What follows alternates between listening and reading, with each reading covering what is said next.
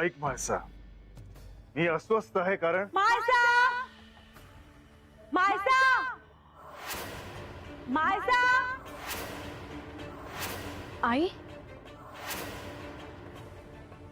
म्हाळसा, म्हाळसा, म्हाळसा,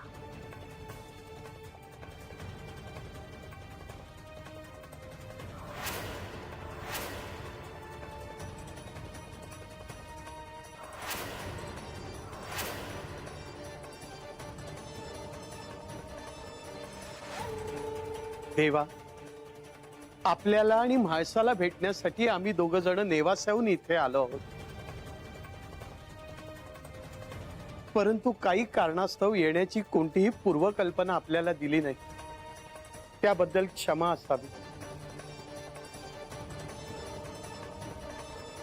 म्हाळसा, म्हाळसा, काय झालं हे?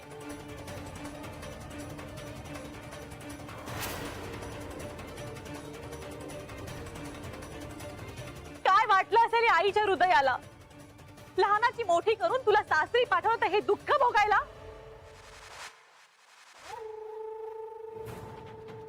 कसं सहन केलं असशील तू एकटीने सारं?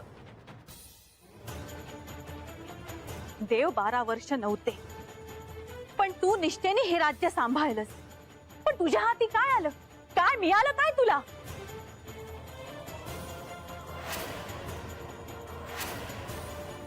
तुझ्या पदरी दुःखच आलं. देवा, तुम्ही असं कसं केलं?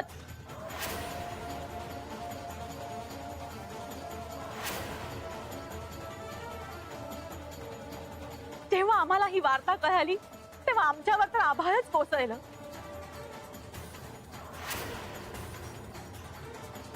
आता हे दुःख झेलत आम्ही कसं जगायचं?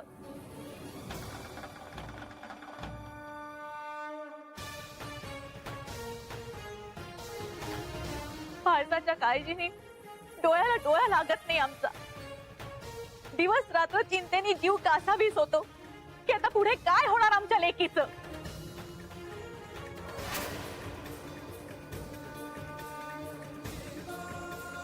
देवा, यांना आवरावं लागेल, नाहीतर परिस्थिती हातून निसटेल आणि नको ते ऐकावं लागेल आणि पाहावं लागेल.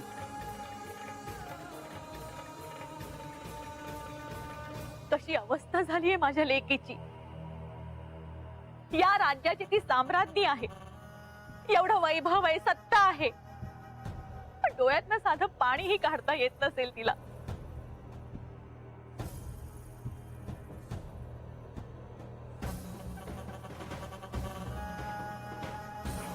राज्यसभेत उपस्थित असलेल्या सगळ्यांना ही महत्वाची सूचना आहे.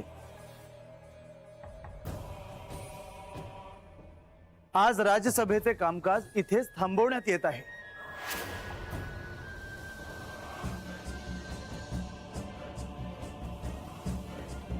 थांबा.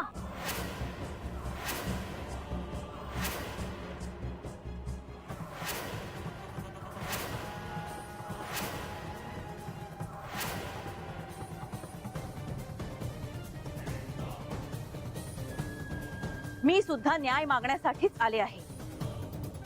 मी सुद्धा तुमच्यासारखीच प्रजेचाच एक भाग आहे.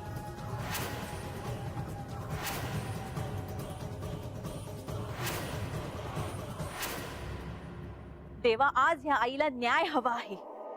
आम्ही आमच्या लेकीला फुलासारखं जपलं, तिच्या डोळ्यातून कधी पाणीही येऊ दिलं नाही.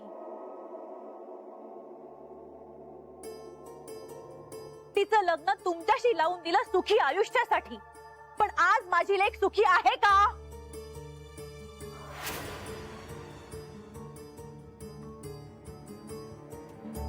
ह्याचं कारण काय आहे हे मी तुम्हाला सर्वांसमक्ष सांगायची आवश्यकता नाही, कारण ह्याचं कारण सगळ्यांनाच ठाऊक आहे.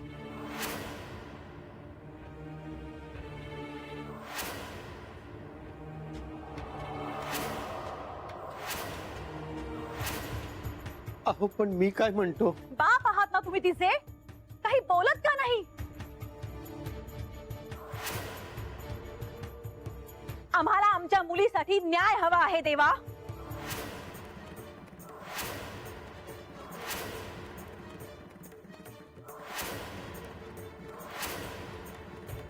माळसा,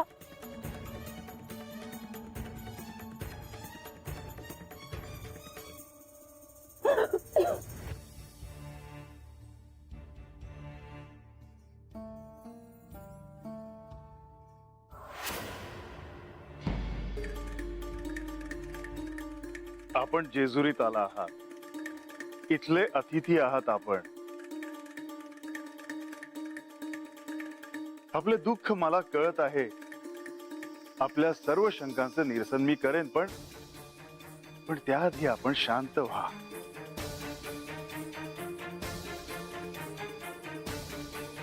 कशी शांत होऊ? जे घडायला नको होतं ते घडून गेलं, होत्याचं नव्हतं झालं.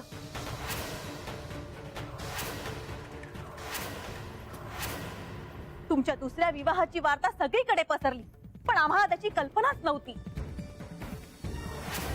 आम्हाला असं वाटत होतं की आमची लेक तिच्या संसारात सुखी आहे म्हणून.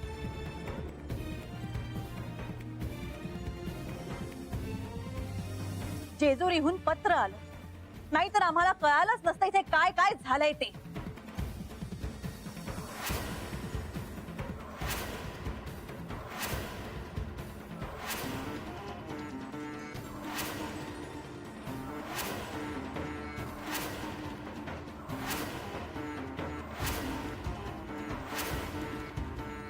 अक्का, आपण अंतःपुरात जाऊया. पण माझ्या मुलीचा न्याय. तुम्ही अंतःपुरात चला. चला माझ्या बरोबर चला.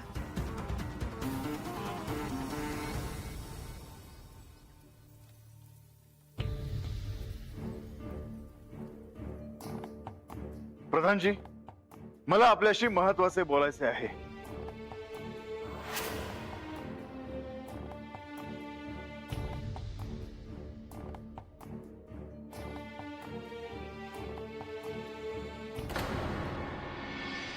असं कसं झालं?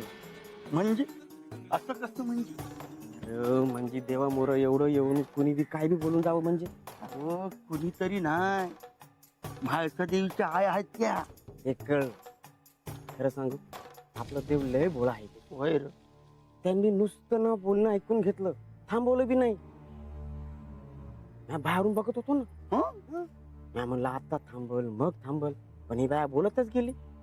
देव होते म्हणून समजा ऐकून घेतलं त्यांनी. अरे ऐकून घ्यावंच लागेल त्यासनी, कारणच तसं आहे. कारण? कसलं कारण? अरे असं काय करतोय समजण्यास ठाव आहे आणि तरी बी विचारतोय. अरे तू सांग ना, ते देवानी का म्हणून एवढं सासूबाईंचं ऐकून घेतलं? अरे देवाने दुसरं लगीन केलेलं आहे, त्यासनी ऐकून घ्यावंच लागल. पण दुसरं लगीन केलं त्याला काय तरी कारण असेल का नाही? अरे कशाला नको ते चौकशा करतोय सा? अरे नको त्यात डोकं घालू नकस ना. चुकून कोणीतरी ऐकलं आणि परदांतींच्या कानावर गेलं तर हाय ती चाकरी बी जायची तुझी. हा, परदांजींना कळलं तर चालेल, पण देवीसने कळलं ना तर आपलं काय बी खरं नाही बघ. मला तर लय भ्या वाटतं आता त्यांच्या मोहर जायचं म्हटलं तरी.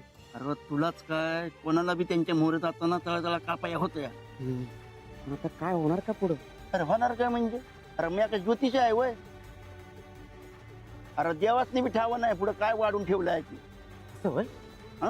नाव काय आहे? मायानंदाबाई. चुकून बी त्यांच्या मोहर जाऊ नकोस. न गेलास आणि काहीतरी बोललास तर हाय ती चाकरी बी गावान बसशीला. त्यासनी बघितल्यावरच मला कळलं होतं. काय बी म्हण, देवीचे वडील लय गरीब आहे. होय रे, स्वभावानच गरीब आहेत ती. तेच ते. अरे लगीन झालं आणि अशा कर्तृत्वान बाईच्या पदरात पडल्यावर हेच व्हायचं. पण तुला एक सांगू का बंडोबा, मला त्यांची ना लय दया येते बघ.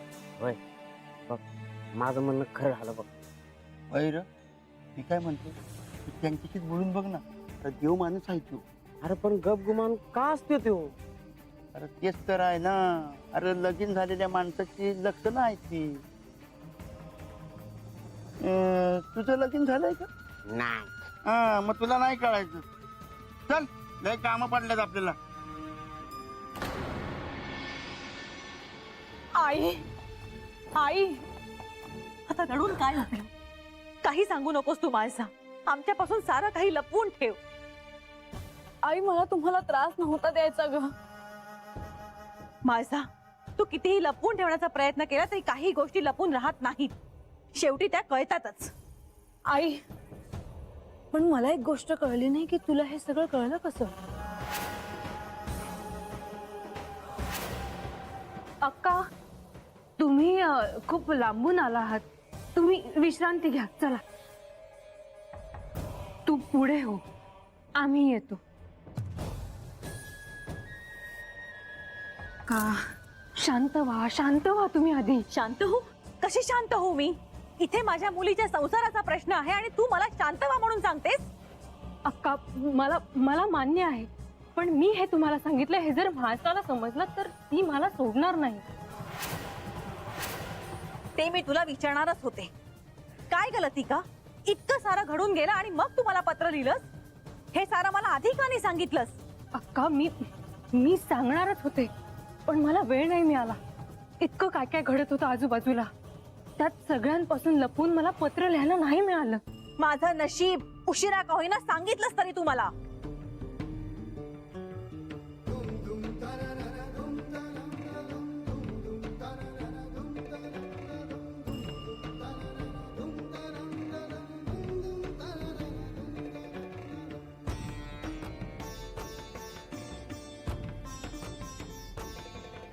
लतिका आई पुढे अशी गयावया का करते आहे आणि काय बोलतायत या दोघी? मला असं का वाटतंय की लतिका माझ्यापासून काहीतरी लपवते आहे.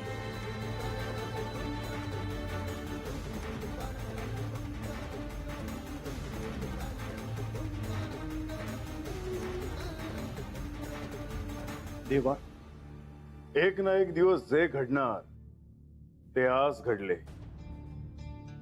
एका क्षणी मला असं वाटलं की मी हस्तक्षेप करावा, परंतु तुम्ही तिथे असताना त्यांना थांबवणं मला योग्य वाटलं नाही. योग्यच केलं. त्यांचं बोलणं स्वाभाविकच होतं. मायेच्या पाशात बांधल्या गेलेल्या जीवांची काय चूक. म्हणूनच मला नेहमी वाटतं की अज्ञान हे पापच आहे. हो, तुम्ही तिम्मा सेठना म्हाळसा देवींच्या मूळ रूपाबद्दल सांगितले. ते शिवभक्त आहेत म्हणून ते ही गोष्ट समजू शकले, परंतु म्हाळसा देवींच्या मातोश्रींना हे कळणं अवघड आहे. म्हाळसेलाही हे कळणं अत्यंत अवघड आहे. कारण तिला कुठे ठाऊक आहे की तिचे मूळ स्वरूप काय आहे ते. तिम्मा शेठ, आपण असे अवघडलेले का? या इकडे.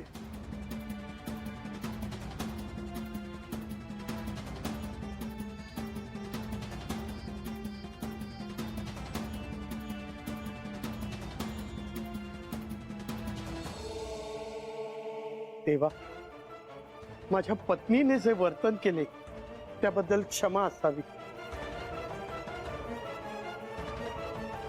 तिम्मा शेठ, काय हे?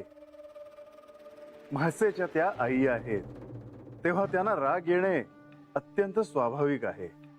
एका अर्थी तुम्ही आलात ते बरंच झालं. श्री म्हाळसा देवींना बरं वाटेल. हो, तिची खूपच आठवण येत होती, म्हणून म्हटलं भेटून यावे. देवा, कोणतीही पूर्व सूचना न देता आलो त्याबद्दल क्षमा असावी. तिम्मा शेठ, हो काय हे? हे सुद्धा तुमचेच घर आहे.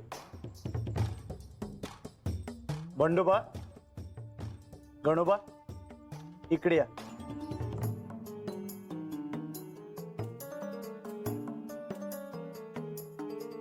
देवा, ते पत्राचं.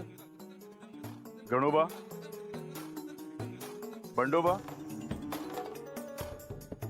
गडावरून नेवासेला म्हाळसेच्या घरी त्यांच्या आईला पत्र कोणी पाठवलं?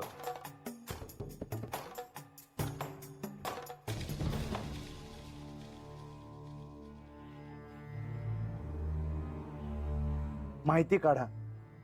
सेवकांशी गुप्तपणे बोला. पाहिजे. पण गडावरून गुप्तपणे हे पत्र कोणी पाठवलं हे कळलंच पाहिजे. तिम्माशेठ, तुमच्या घरी जेजुरीहून जो सेवक पत्र घेऊन आला त्या सेवकाला तुम्ही ओळखू शकाल? हो हो, नक्कीच. प्रधानजी, ह्या प्रकरणात तुम्ही लक्ष घाला. होय देवा. तिम्माशेठची अतिथी कक्षात व्यवस्था करा. उभय देवा. चला शेठ.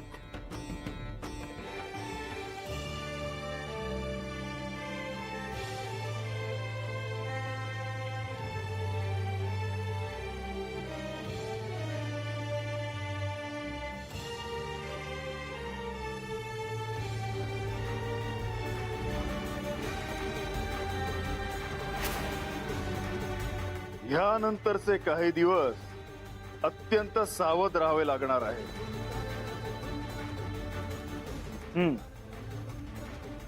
कधी काय होईल सांगता येणार नाही.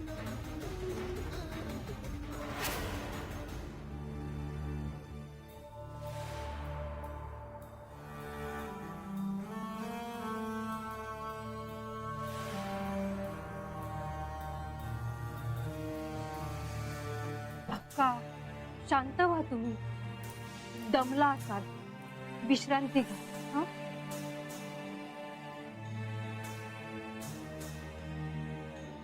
लतिका, घे.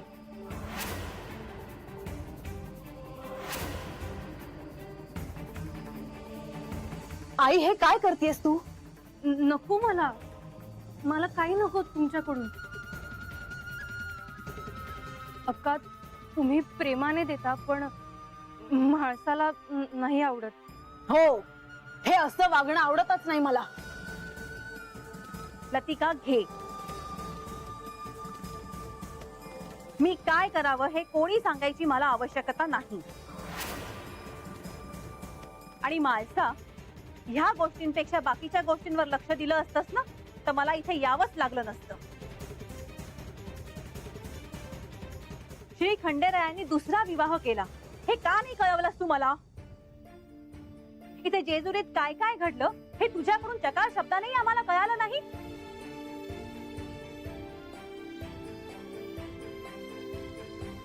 गडावर येताना मध्यावरच हा वाडा मला दिसला. खरं तर तेव्हाच माझ्या लक्षात यायला हवं होतं की हा वाडा त्या बानूचा आहे म्हणून.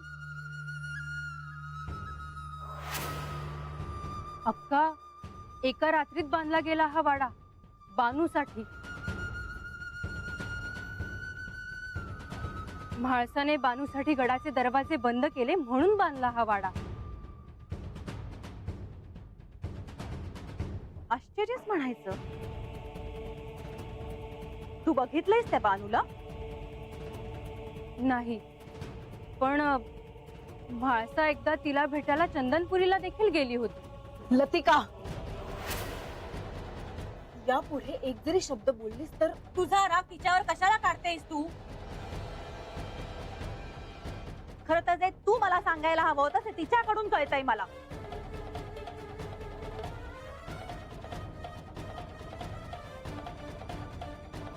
लतिका, मला सांग अजून या वाड्याबद्दल.